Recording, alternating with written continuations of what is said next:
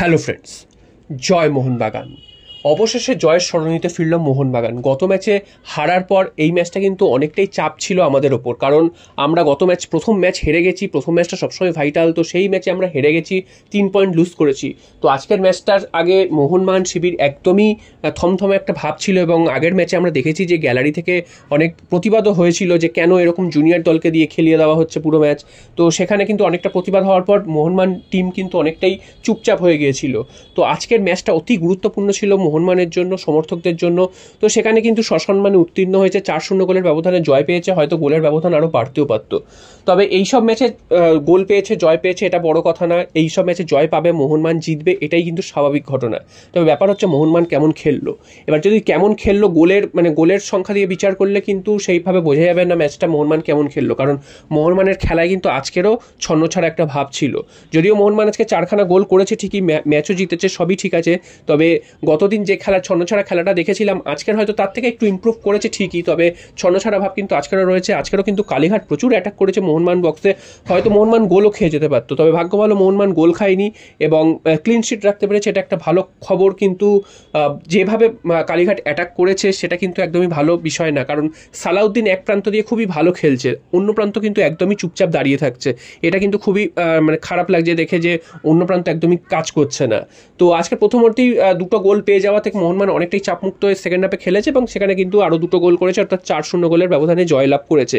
সামনে কিন্তু আরও বেশ কঠিন কয়েকটা ম্যাচ রয়েছে, তারপর ডার্বি রয়েছে। তো ডার্বিতে কিন্তু অতটা সহজ হবে না। গত ডার্বি তো আমরা দেখেছিলাম, গত কলকাতা লিগের ডার্বি, সেখানেও কিন্তু মোহনবাগান হেরে গিয়েছিল এই কারণেই, কারণ জুনিয়র প্লেয়াররা কিন্তু এতটা এক্সপিরিয়েন্স নয়।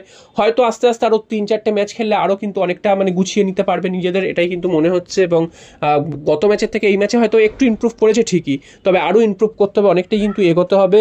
এবং আশা করছি পরের ম্যাচগুলো মোহনবাগান এইভাবে জয়লাভ করবে, এবং আমরা সমর্থকরা তো সেটাই চাই যে মোহনবাগান যাতে জয়লাভ করুক।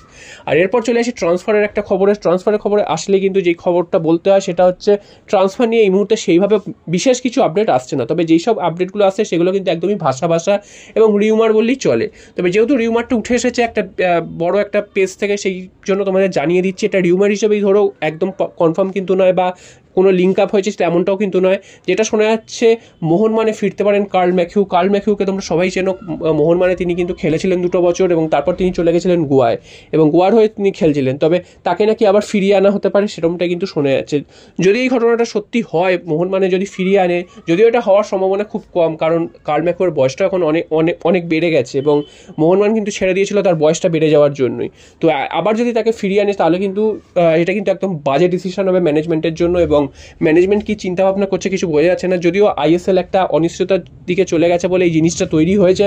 ট্রান্সফার মার্কেটের কোনো ক্লাবই কিন্তু কিছু ট্রান্সফারের মুভমেন্ট করছে না, ট্রান্সফার মার্কেট কিন্তু একদম বসে গেছে বলা যায়। তো সেদিক থেকে দেখতে গেলে যদি এই ট্রান্সফারটা হয়, সেটা কিন্তু একদম বাজে হবে মোহনবাগানের জন্য।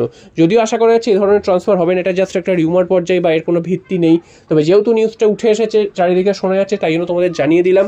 তবে আশা করা যাচ্ছে যে এই নিউজটা কিন্তু একদমই ভুয়ো, কারণ কার্ল ম্যাথিউর মোহনবাগানে আসার সম্ভাবনা নেই। জয় মোহন।